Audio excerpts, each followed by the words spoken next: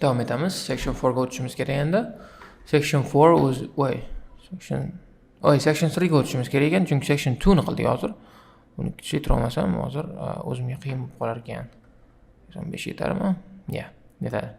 Xo'p, bu qismda nima haqida ekan? Labels giving nutritional information on food packaging. What Jack's attitude to nutritional food labels before the project. Proyektdan oldin Jackni munosabati qanaqa bo'lgan nutritional food labellarga? Didn't read everything on them. Hech narsani, hamma narsani o'qimagan.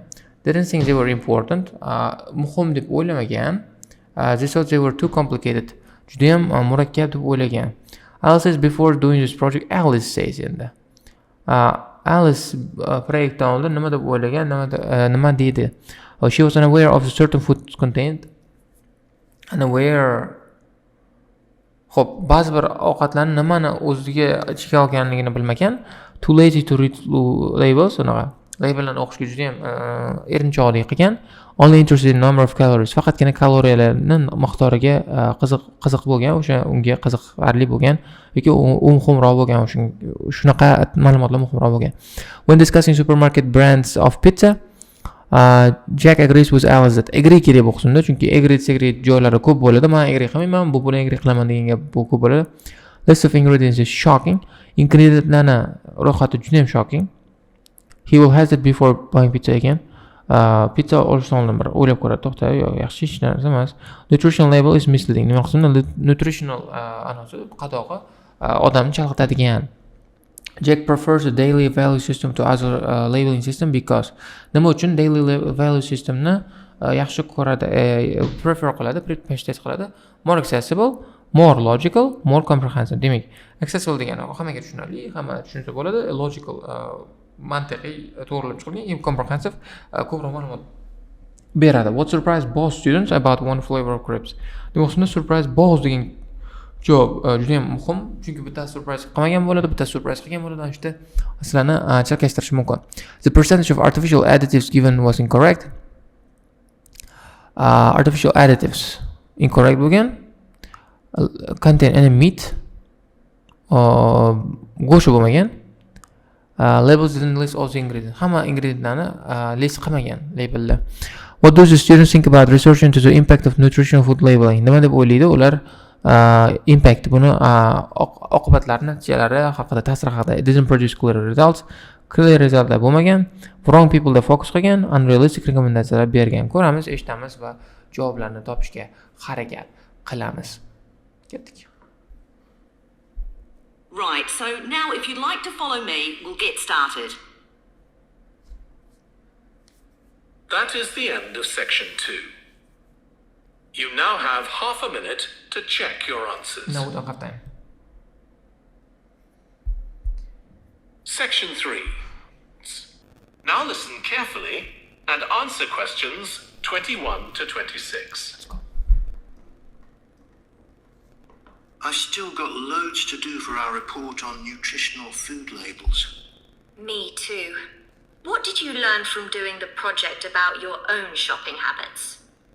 Well, I've always had to check labels for traces of peanuts in everything I eat because of my allergy. But beyond that, I've never really been concerned enough to check how healthy a product is.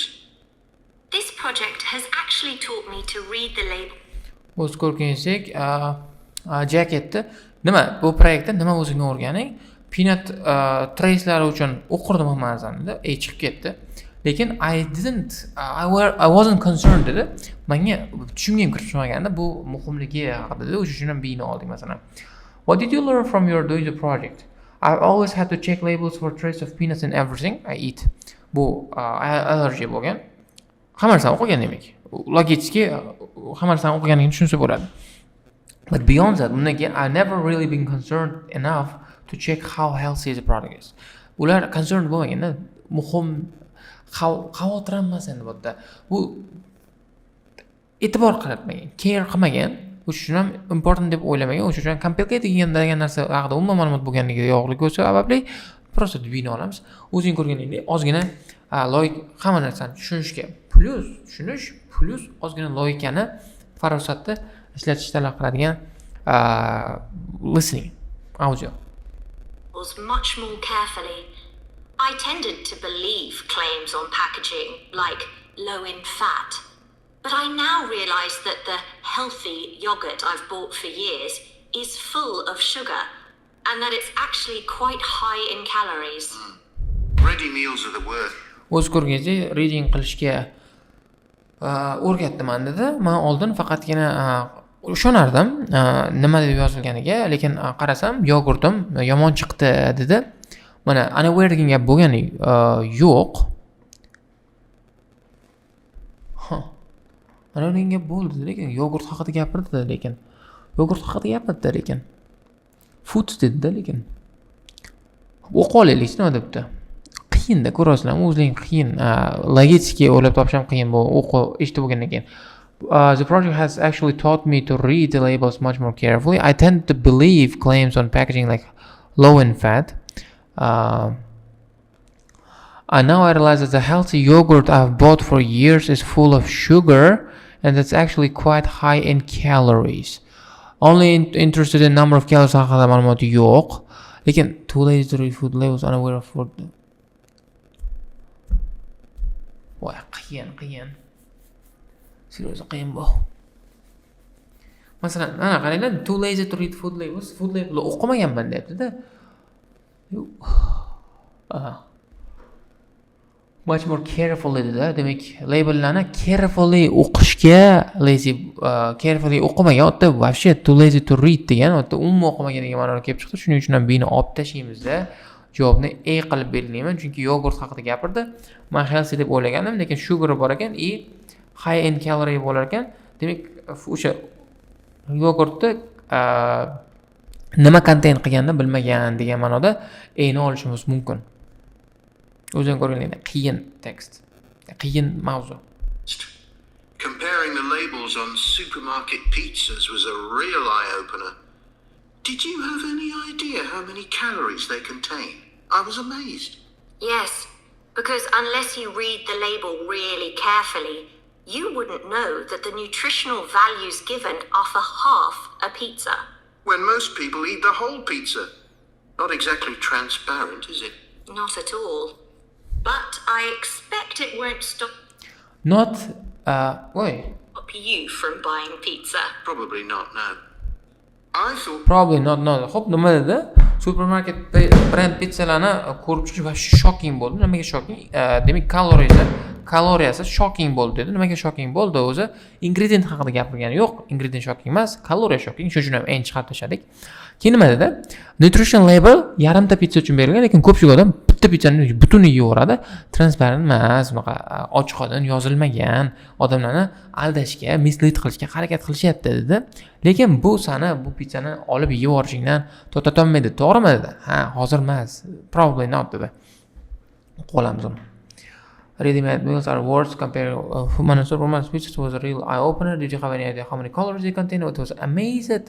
It's because unless you read the label really carefully, you would know that the nutritional values are given half of the pizza. Not exactly transparent, isn't it? But I expect it won't stop you from buying pizza. No, probably no.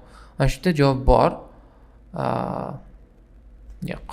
Bu joyda mana bu boshlangan. Ana shu qismda javobni o'qib olib, tushunib olgan holda javobni tushunishlaring, topishlaring mumkin bo'ladi. Baraka topganlar uchun ham javob C bo'ldi.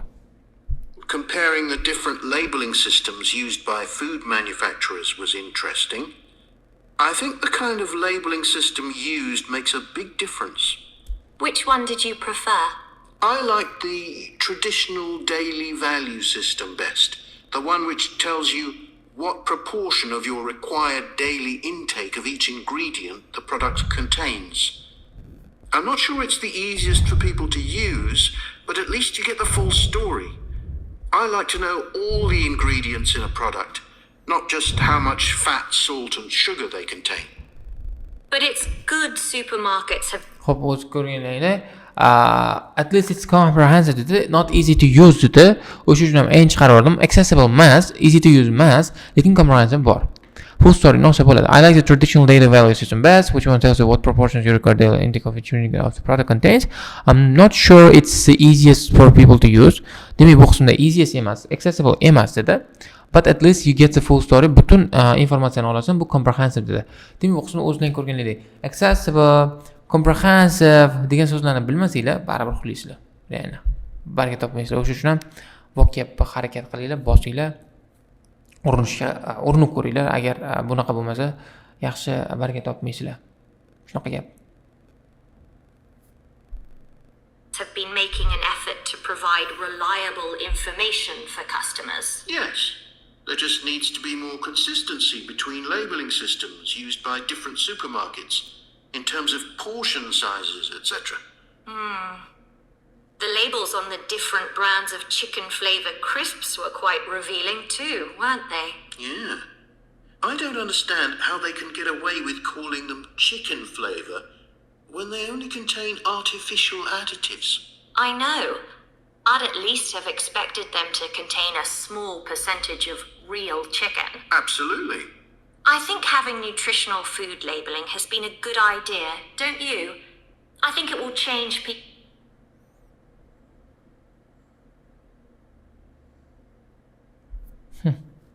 Deadly sauce ingredients demak qismda tushunmayman, chicken nimaga chicken deb aytadi. Bu agar birorta chicken bo'lmasa ichida dedi, uchun ham bino oldik. Percentage of additives haqida gapirgani yo'q. Didn't list ingredient haqida gapirgani yo'q. But different chicken were quite revealing too, weren't they? Yes, I don't understand how they can get away with calling them chicken flavor when they only contain artificial additives.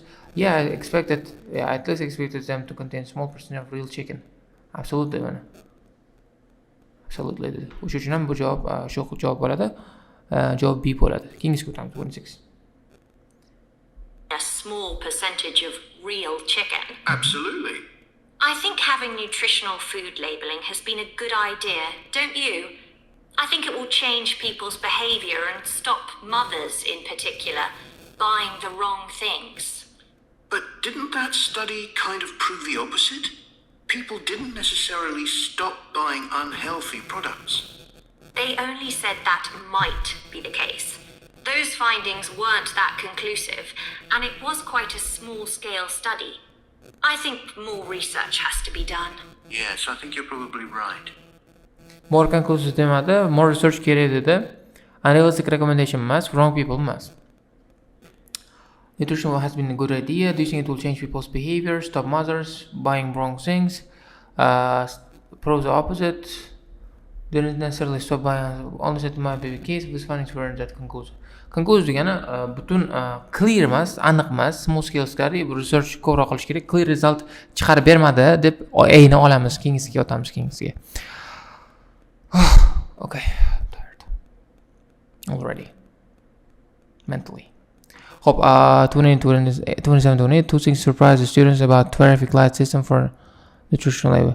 Nutritional levelni traffic light sistema haqida nima deb o'ylagan ekan? Widespread use.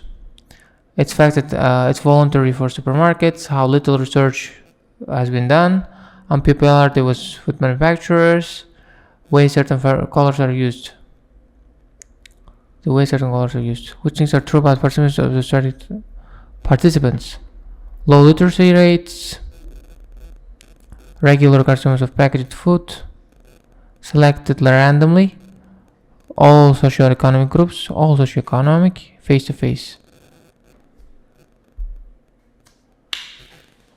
Before you hear the rest of the discussion, you have some time to look at questions 27 to 30. Let's go.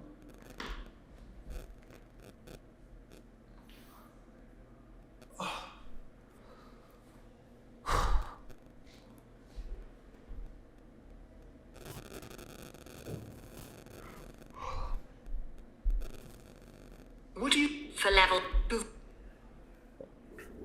Now listen and answer questions 27 to 30. Let's go.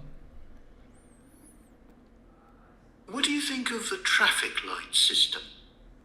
I think supermarkets like the idea of having a color-coded system, red, orange or green, for levels of fat, sugar and salt in a product. But it's not been adopted universally, and not on all products. Why do you suppose that is? Pressure from the food manufacturers. Hardly surprising that some of them are opposed to flagging up how unhealthy their products are. I'd have thought it would have been compulsory. It seems ridiculous it isn't. I know. And what I couldn't get over is the fact that it was brought in without enough consultation. A lot of experts had deep reservations about it. That is a bit weird. O'zing ko'rganlar without consultation research qilmasdan turib introduction qilib yuborishgan ekan. Manufacturer oppos qilgan ekan. Manufacturer yoqmas ekan chunki o'zini yomon produkt berayotganini bildirib qo'yar ekan. Widespread use bo'lmagan. Ba'zi bir joylarda ishlatilgan, mana bu joylarda ishlatilmagan. Supermarketlar haqida, voluntary haqida compulsory emas dedi, lekin supermarket haqida gapirgani yo'q ekan. It hasn't been adopted universally. Demak, it hasn't been adopted universally degan o'tda chiqib ketdi o'zi.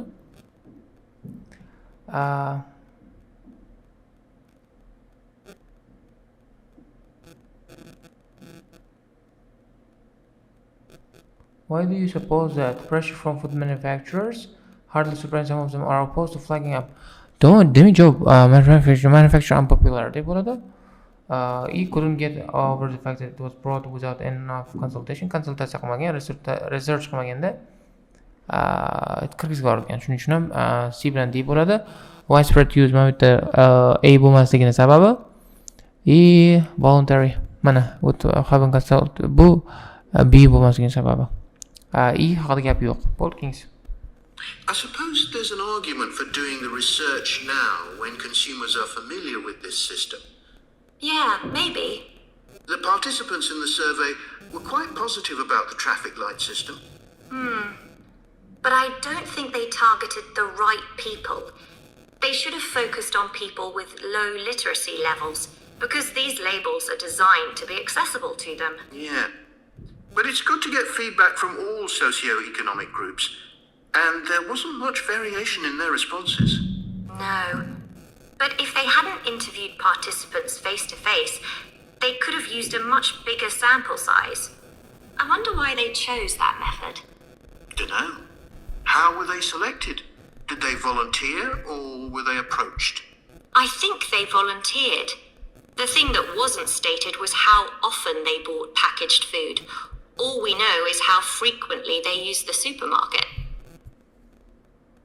O'zlaring ko'rganlaringdek, how often packaged foodni bought qilganligi haqida ma'lumot bo'lmagan. Faqatgina supermarketda frequently qilgani, how frequently haqida gapirgan, shu uchun ham chiqib ketdi. Low literacyni target qilish kerak, low literacy target qilmadi dedi. All-source economicdan olgan yaxshi bo'ldi dedi. Face to face qilmaganda, questionnaire qilganda yaxshiroq, ko'proq range ni cover qilgan bo'lardi dedi. Mana it's good to get feedback from all socio-economic groups. Bu dini javobi. If they have an interview with persons face to face, they could have used a much bigger sample size. Bu ini javobi. I suppose they target the right people. They should have focused on people with low literacy levels. Demak, ular low literacy level bo'lmagan, o'sha uchun ham chiqib ketdi bu qismda. Mana the things that wasn't stated was how often they bought packaged food. Bu B chiqib ketganiga sababi. Volunteer approach, mana they volunteer, demak volontyorlik qilgan, random qilinmagan. Bu C ni javobi. C bo'lmasligini javobi. Ana shu qismni o'qib olsanglar, tushunishga harakat qilsanglar, hamma savollarga javoblarni topishga top olasizlar degan top olasizlar aniq. Agar biror narsa tushunarli tarzda tushuntirishga, tushunarli tarzda videoni olishga harakat qildim. Biror narsa tushunarsiz bo'lgan bo'lsa, iltimos voqea yodda olinglar. Transparent degan so'z bo'lishidan kerak, bilmaysizlar menimcha. Value degan so'z bilmaysizlar menimcha. Siz so'z yodlash kerak bo'ldi. So'z yodlasanglar baraka topasizlar. Keyingi darsda ko'rishguncha xayr.